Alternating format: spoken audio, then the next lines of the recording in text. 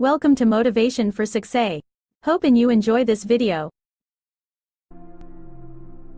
I heard somebody talk about the importance of education, and education is critical. You have to be educated. You have to be well read. You got to be well versed. There's no way around it. I'm going to make a statement. I don't know how it's going to fly in this room, but here I go. Education is not the most important thing in your life. It's not. I spoke at a school one time and I said that the principal of the school came up and had me removed from the stage. I was just trying to help his students. Education is not the most important thing. Do you know how many people I know with education that ain't working? You know how many people I know with degrees ain't got no job? Do you know how many people I know with multiple degrees ain't making no money? The single most important thing in your life is your dream. It's your dream. It's what you dream about. It's in your Bible. It says a man without a dream or vision shall perish. It don't mention education in the Bible. The University of Jamaica is not in the Bible.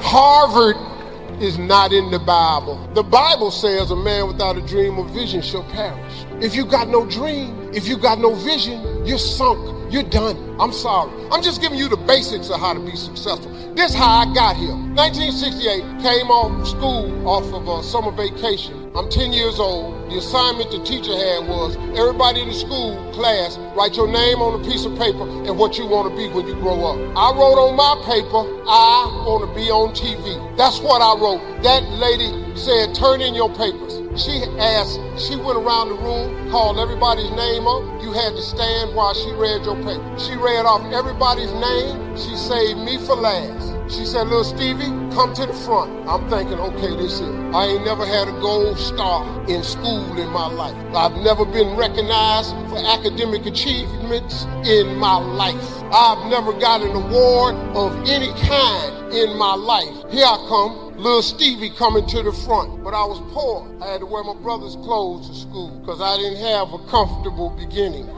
This text is suspended by the nail holes of two words. So, will he throw it down and start over again? Will he walk away and be frustrated?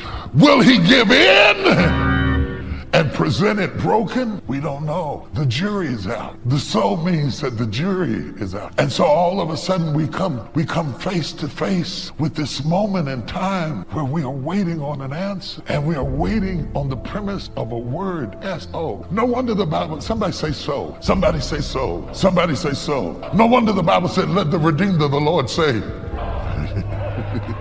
Let the redeemed of the Lord say. Let the redeemed of the Lord say. Let the redeemed of the Lord say.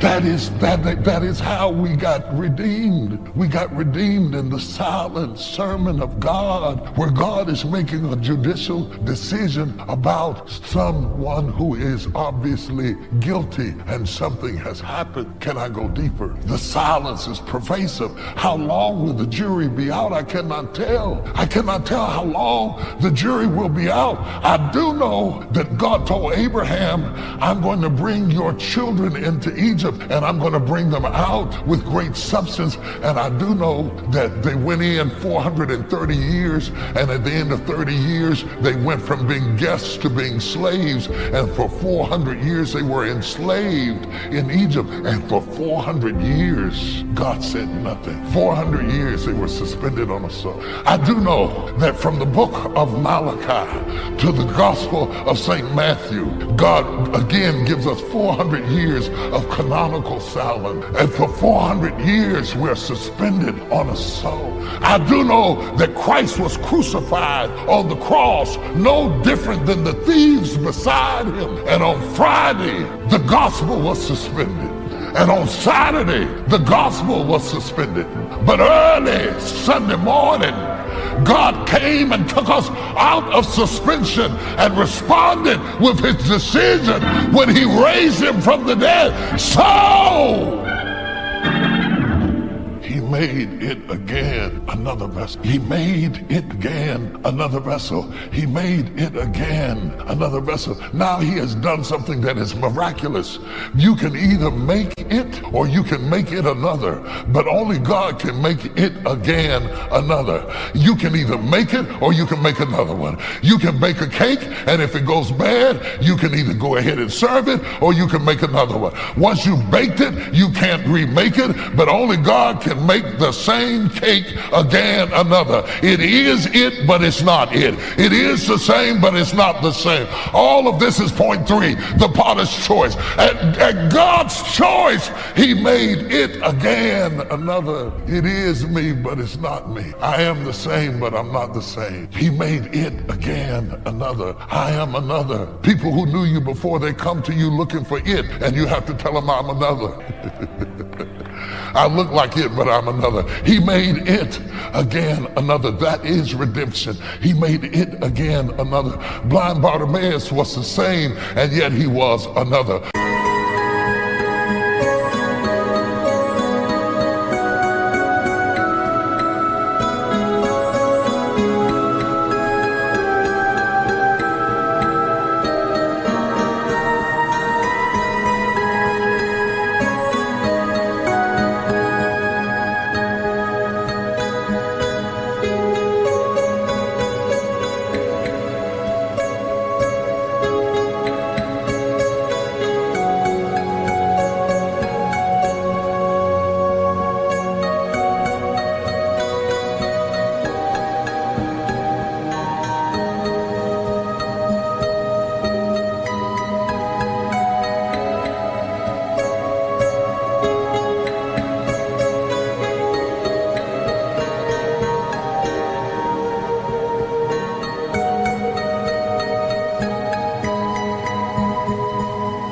The woman at the well was the same, and yet she was another. The woman with the issue of blood was the same, and yet she was another. Over and over and over again, we see the chain.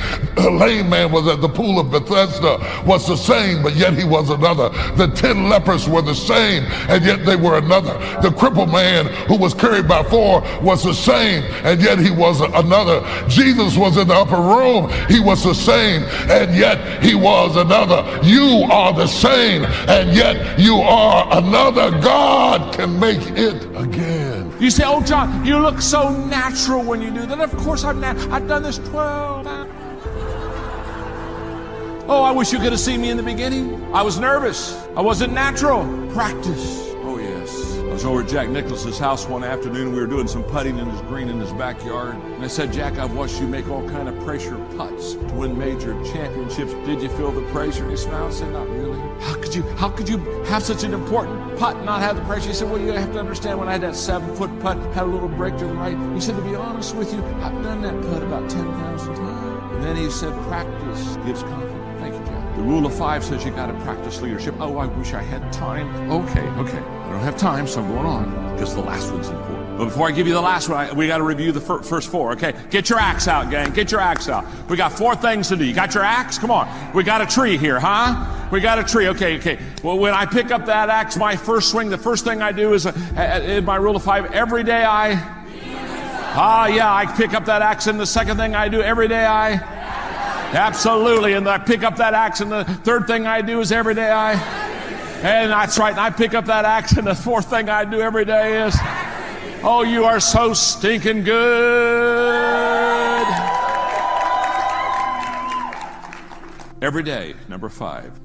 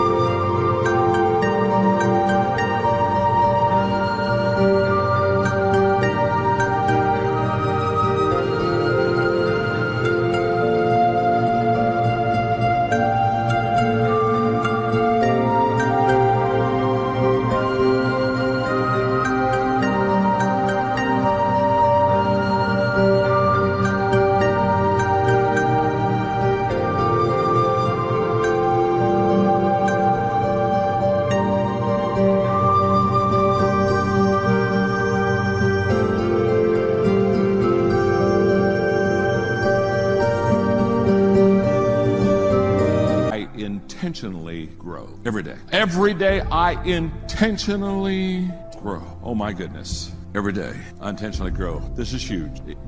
If you'll just hang with me.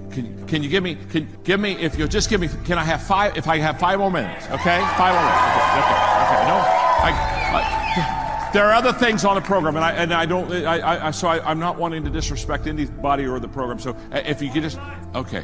So just, this is important right here. This is important because every day I intentionally grow. Are you with me? In 1977 I wrote this. It's laminated.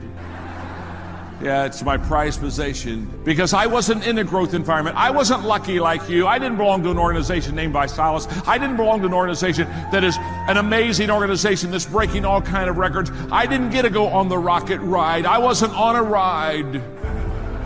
I was on a donkey. And that ass wasn't going anywhere. My organization's theme song was "I Shall Not Be Moved." And they weren't. And all of a sudden I decided I wanted to be a success, but I didn't have peers like you to help me be successful. I didn't have leaders like you have to help me be successful. I didn't have an organization like you have to be successful. I didn't have strategy like you and training like you to be successful. I didn't have any of that. And so I'm a kid and I said I want to be successful. And I knew that I had to create a growth environment, and I wasn't in a growth environment. So how do I create a growth environment when you aren't in a growth environment? The people that I was with, their idea of progress was moving backwards slowly. Thanks for watching. Subscribe not to miss the next videos.